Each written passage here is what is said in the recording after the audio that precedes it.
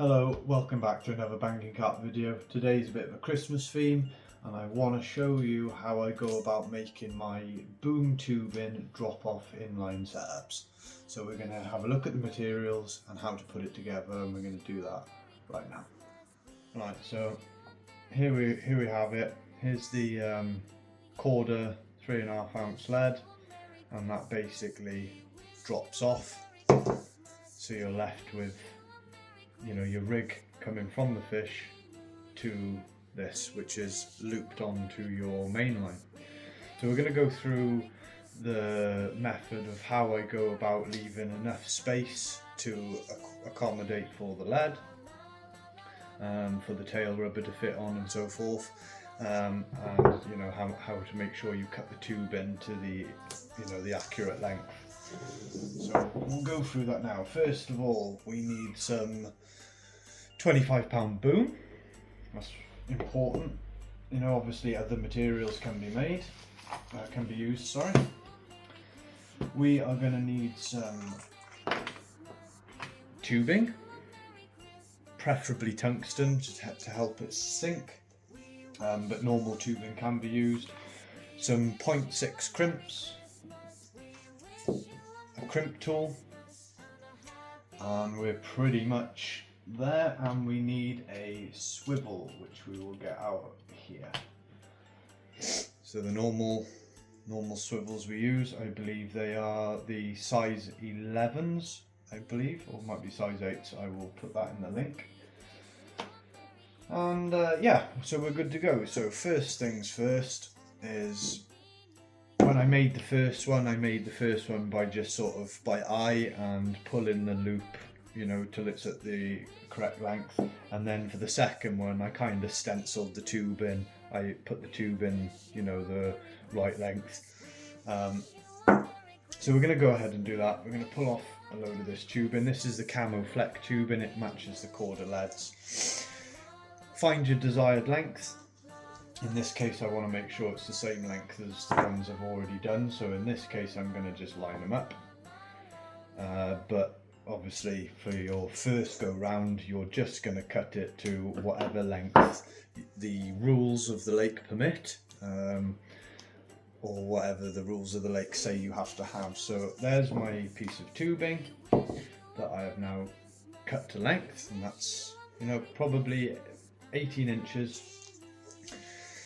And then we're going to get the boom material. So first of all, I strip off just a little bit of boom, I leave it attached to the reel, and I get my 0.6 crimps. I pull out 2 from the pack, and then I make my initial loop. So I thread this through one side of the barrel, so it looks a bit like that. And then I'm going to thread it through the other side of the barrel, so we are left with a little loop. Nice tight little loop is what you're after, because this is just going to connect to your main line. I don't know if you can see that there. See if I can get a... You can see, let's put that up there, look. Little loop. Then you're going to get the crimp tool, and you're going to go ahead on the small end of the crimps, and you're just going to crimp that down to size. And you're going to want your barrels to be nice and even. Let me see if I can get the focus on that. You're going to want those barrels nice and even, not flayed, not sort of splicing off, and not flattened. They need to be perfectly round barrels that have just clamped.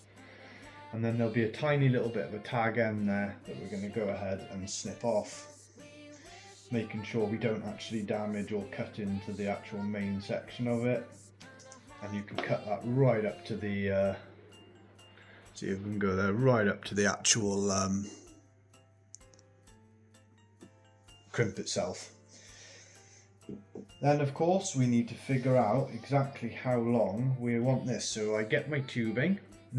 In my case, I could stencil it up to the piece that's already made, but for you guys making it for the first time, this is how I recommend you do that. So put the tubing at the bottom of the crimp, Okay, run it down. When you get to the end, pinch it, and then you're going to need enough room to accommodate for your lead. So you're going to want to cut off a little bit extra, so leave a little bit of a gap between your tubing and your lead, okay, because that'll be sort of where your tail rubber goes on, because this just butts up. Let me just show you, just butts up into the end of the tubing. You can see there just by a few mil.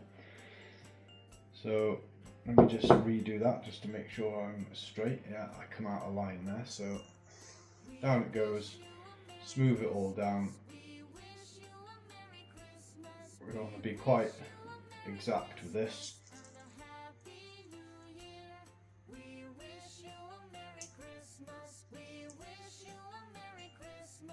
And pinch it at the end.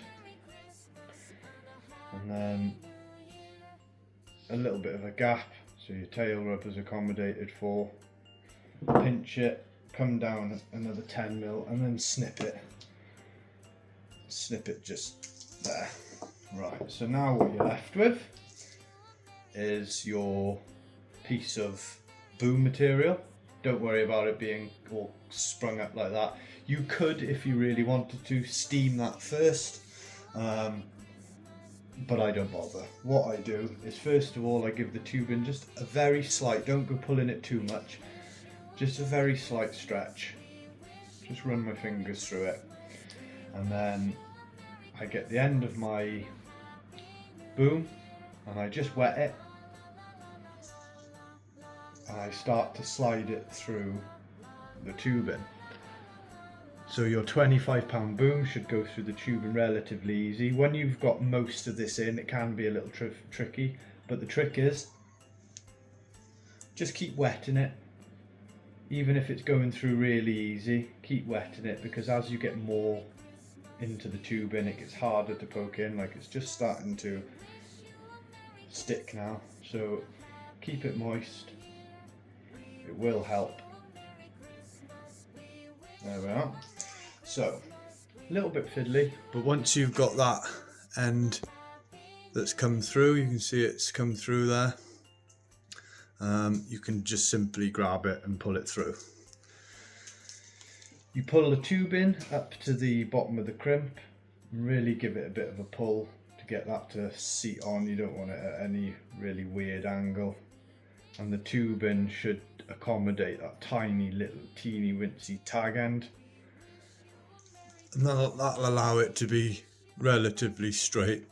You can see like that, and then we're left with this, right? So we want to just double check before you go any further to make sure that that's fine. That's another thing that we haven't got out here, which I will fish out now and I will find. We want a tail rubber, and we want one of a similar colour. So that tail rubber can go on, thread that through. It's important you thread the tail rubber on at this point, because if you don't, you won't get it on, and then you've wasted a load of boom material, because you will literally have to start again, because there's not really much room for error here.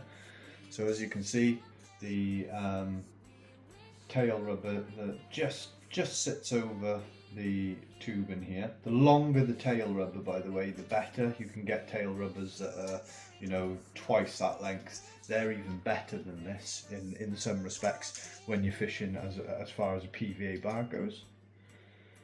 But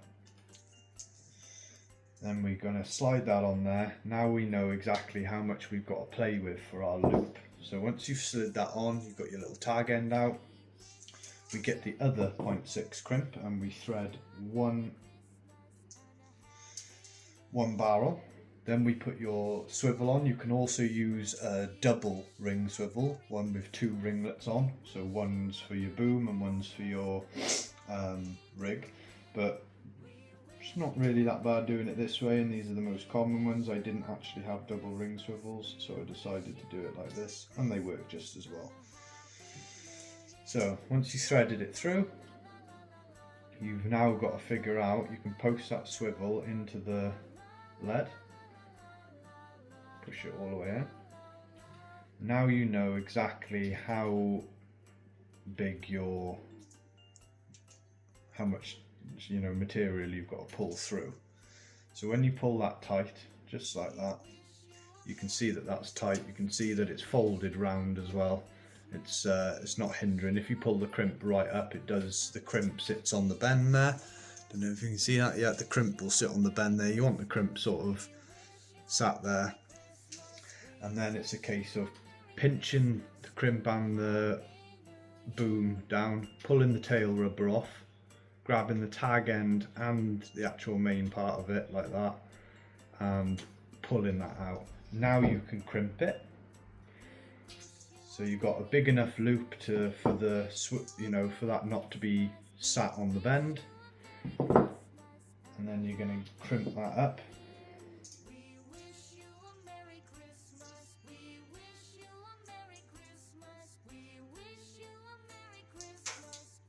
Just like so. Make sure the crimp is in the crimp tool good.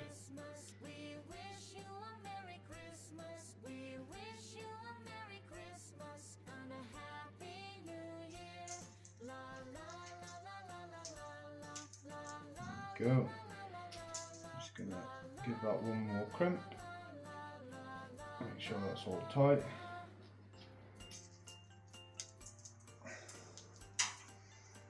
There we go. Now we're going to snip that tag end off completely, as tight as we can get it, and that is that. So you put your swivel in, you roll that round, you put your tag end on,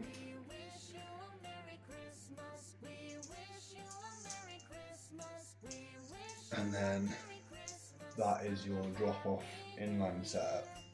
All complete. So you can see there, let me just get a focus on that. You can see there that it's all ready to go. Your tubing's all nice, everything's flecked, everything looks neat and tidy. And let's show you that in action. So if we pull off a rig, so a rig that I would use as far as a PVA setup goes, here's one of them, little short rig there. That is a micro bait swivel, slip D style, little noodle kicker, size 4 crank, some end trap soft material with the coating stripped back, which means it's slightly stiffer than braid, but like normal braid, but yeah, it's still supple enough to put in a bag. So we're going to go ahead and loop that on the bottom here.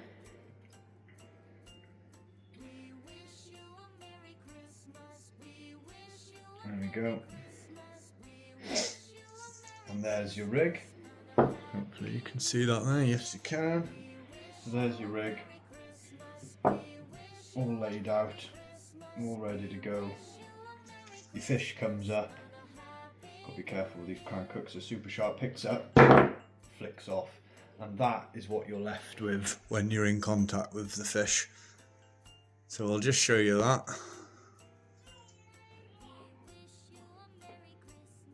So from your hook down, and that is what you're left with.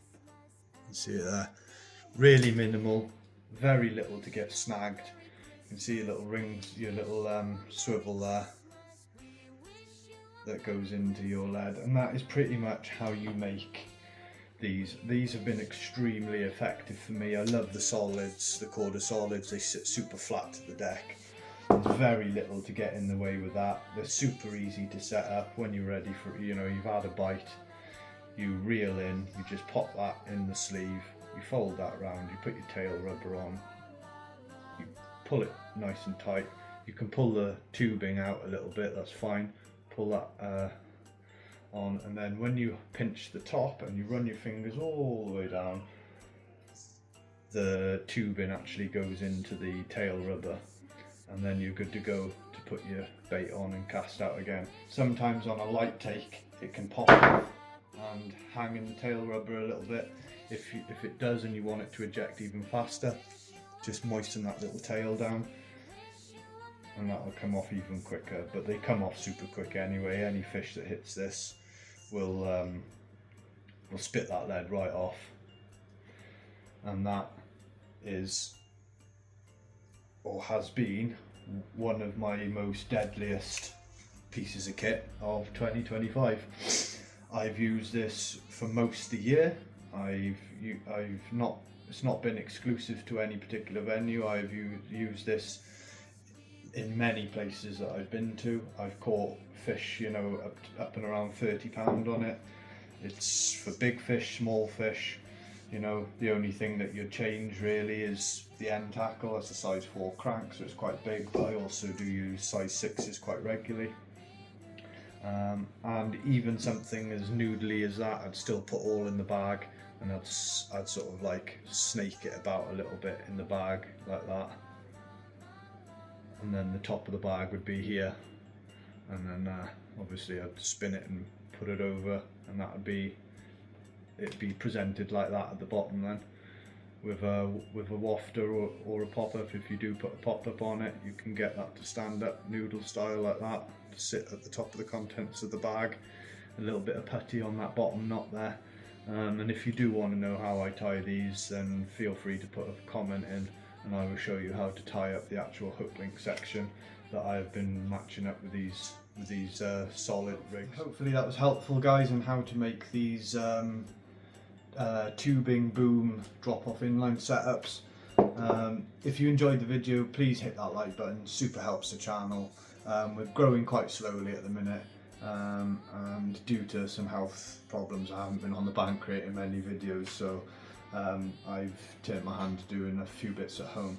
So yeah, if you like the video, please like and subscribe, and follow me on my journey, because starting May of 2026 I'm on a new syndicate up in England, and that's got a good head of 30s and a few 40s to go at as well. So looking forward to doing some really good in-session videos, and I will be using this kit there, as well as maybe tinkering with the helicopter rigs at the very start, you know, start of May.